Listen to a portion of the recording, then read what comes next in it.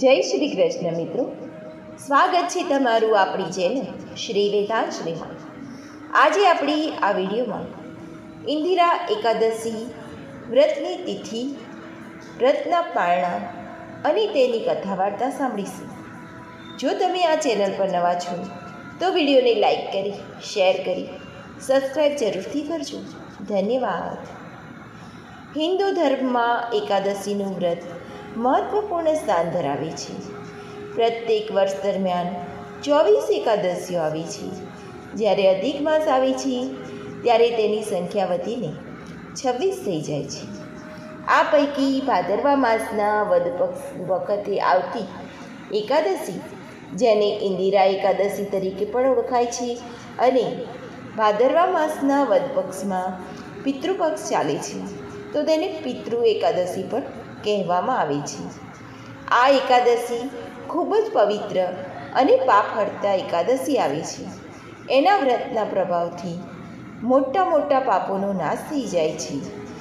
નીચ યોનિમાં પડેલ પિતૃઓને પણ આ એકાદશીનું વ્રત સદગતિ આપનારું છે. ઇન્દિરા એકાદશીની તિથિનો પ્રારંભ તારીખ 16 સપ્ટેમ્બર 2025ની રાત્રે 12:21 શરૂ થઈ તારીખ 17 સપ્ટેમ્બર 2025 એટલે કે આજે 11:30 સુધી રહેશે. એટલે કે ઉદ્યાતિથિ અનુસાર ઇન્દિરા એકાદશીનું વ્રત 17 સપ્ટેમ્બર બુધવારે એટલે કે આજે કરવાનું રહેશે. ઇન્દિરા એકાદશી વ્રતના પારણા તારીખ 18 સપ્ટેમ્બર 2025ને સવારે 6 થી 8:30 સુધી કરી લેવાના રહેશે. ઇન્દિરા એકાદશીને પિતૃ એકાદશી તરીકે પણ ઓળખવામાં આવે છે. ઇન્દિરા એકાદશી વ્રતનું મહત્વ. શ્રાદ્ધ પક્ષમાં આવતી આ 11 ખાસ એટલા માટે છે કે તે કરવાથી પિતૃઓનો ઉદ્ધાર થાય છે. આપણા પૂર્વજો જે કે જેમનાથી જાણતા અજાણતા કોઈ પાપ થયું હોય, તે કારણે તે દંડ ભોગવતા હોય, તો આ 11 કરવાથી તેમનો ભોગાવટો પૂરો થઈ જાય છે. તેથી તેમને શાંતિ મળે છે. તેથી પરિવારને આશીર્વાદ મળે છે. સાથોસાથ વંશની વૃદ્ધિ થાય છે. આ એકાદશીનું વ્રત જો વિધિ વિધાનપૂર્વક કરવામાં આવે તો પુણ્યની પ્રાપ્તિ થાય છે. આ 11 દાન આપવાનો વિશેષ મહિમા છે. મૃત્યુ પછી વ્યક્તિ વૈકુંઠમાં વાસ કરે છે.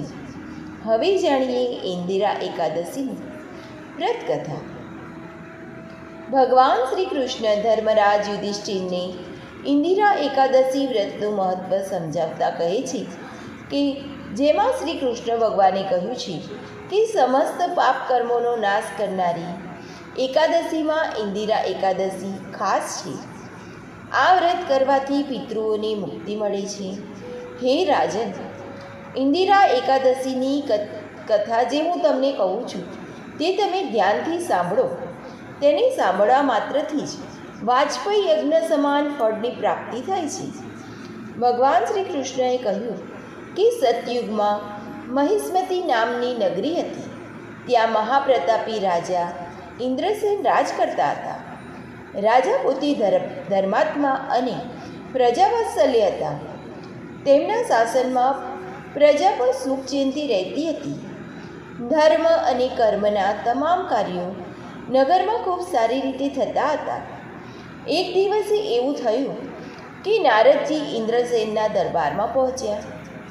ઇન્દ્રસેને તેમને પ્રણામ કર્યા અને તેમને અહીં આવવાનું કારણ પૂછ્યું.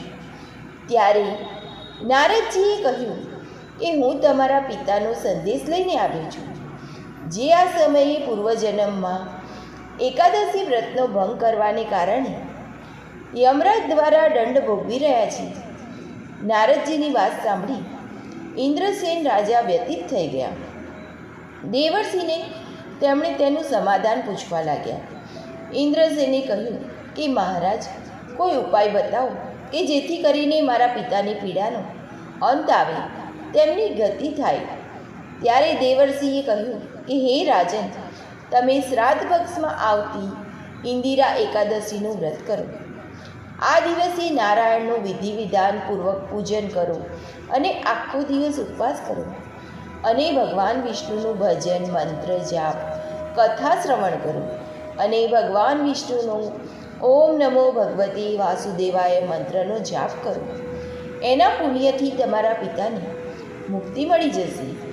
એ દિવસે તમે યથાશક્તિ દાન પણ કરો. આમ કહીને નારદજી તો અંતર્ધ્યાન થઈ ગયા. તે પછી મહારાજા ઇન્દ્રસેને નારદજીના કહેવા પ્રમાણે વિધિ અનુસાર એકાદશીનું વ્રત કર્યું. એનાથી તેમના પિતાને શાંતિ મળી અને તે પરમ પદને પામ્યા. જ્યારે રાજ સ્વયં પણ અનંત સુખોને ભોગવીને અંતે તેઓ મોક્ષને પામ્યા. આ રીતે એકાદશીનું વ્રત કરવાથી સર્વ મનોકામના પૂર્ણ થાય છે. એકાદશી સંસારના સર્વ સુખોને ભોગવીને મોક્ષની પ્રાપ્તિ કરાવે છે. વૈકુંઠમાં વાસ થાય છે. જ્યારે પિતૃઓની શાંતિ અને ગતિ થવાથી પારિવારિક સંબંધોમાં પણ વિશેષ સુખ અને શાંતિની પ્રાપ્તિ થાય છે. ઇન્દિરા એકાદશીના દિવસે દિવસભર પ્રભુ સ્મરણ કરવું, પ્રભુ પાસે પિતૃઓના કલ્યાણ માટે પ્રાર્થના કરવી. તે પછી શક્ય હોય તો બ્રહ્મભોજન કરાવવું અને યથાશક્તિ તમારાથી થાય તેટલી દાન દક્ષિણા, વસ્ત્ર આપી તેમને સન્માનિત કરવા. જો આમ ન થઈ શકે તો કોઈને સીધું પણ આપવું. શક્ય હોય તો દિવસ દરમિયાન મૌન રહી જવું અને રાતના 12 વાગ્યા સુધી જાગરણ કરવું. તો આ હતી ઇન્દિરા એકાદશી વ્રતની તિથિ, પારણાનો સમય અને એકાદશી વ્રતનું મહત્ત્વ અને એકાદશી વ્રતની કથા વાર્તા. મિત્રો, વિડીયો સારો લાગ્યો હોય તો વિડીયોને લાઈક કરી, શેર કરી, સબસ્ક્રાઈબ જરૂરથી કરજો. ધન્યવાદ.